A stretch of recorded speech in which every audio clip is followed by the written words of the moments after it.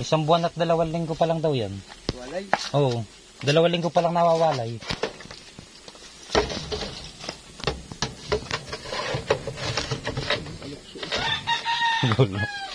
Hindi na makakalokso yan. Ang baba ito.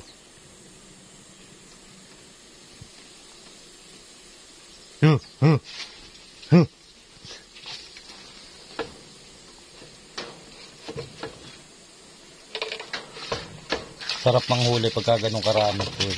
Sarap manghuli kanina. Ganun karami.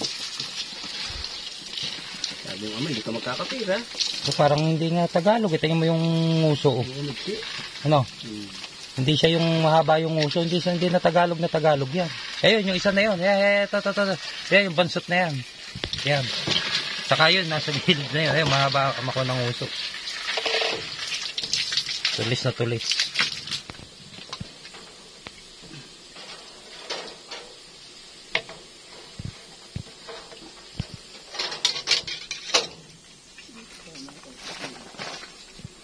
Mamaya na lang tayo bumili pagkain. Mga ilang kilo pa bibiling ko? Kalahati ka agad. Magkano ba kalahati nun? Mga aladaan. Basta pang biik. Oo, sabihin medyo Tagalog, sabihin mo kay Pukoy, kasi Pukoy Lumalay nun. Alam din. Starter. Ay, starter ba?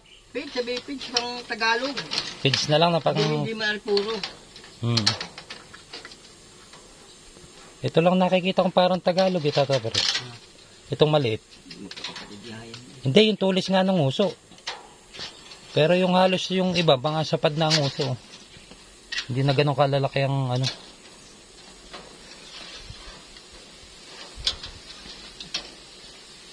Kaya pinili ko yung may puti para hindi naman puro itim.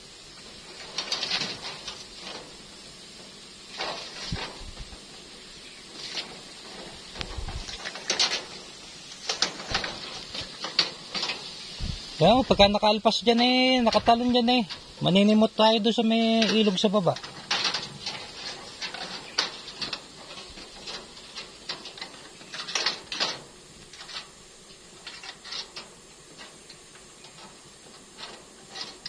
Kaya nga tinanong ko kagad yan, kapon po ba? Sabi ko.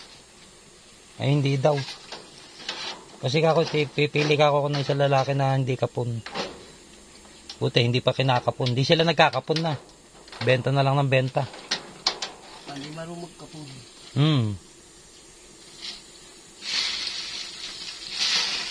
May mas maliit pa nga dyan May mas maliit pa kanina, no? Oo. Yung kabansutan. Yun nga sana kukunin ko Yun sana sisimutik ko, kabansutan. Umilig-ilig ka na sa ilalim. Baba ng bubong. Nakita at nakayuko ka nga lang pagpasok.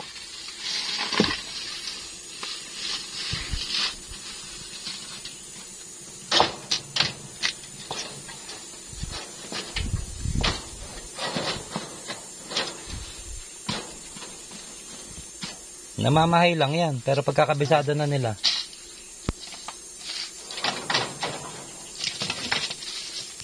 Pero yung pagka nagsilakil, sikip talaga yan.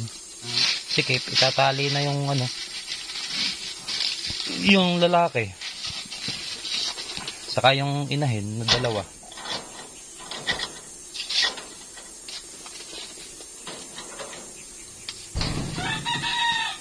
Nakapagparami tayo niya kahit yung sa lang. Kahit yung mga tao-tao lang dito magsisibilihan na yun. Kaganda. Cute. Gaganda ng mukha, hindi talaga siya Tagalog ang mukha. May lahi na rin. Basyong pet yan. Basyong pet, kaya para lahing English na yun. Hindi kayo pang isa pa lang balaman. Hindi ko nga alam tawag, kaya sabi ko puti lang. Hindi ko alam tawag.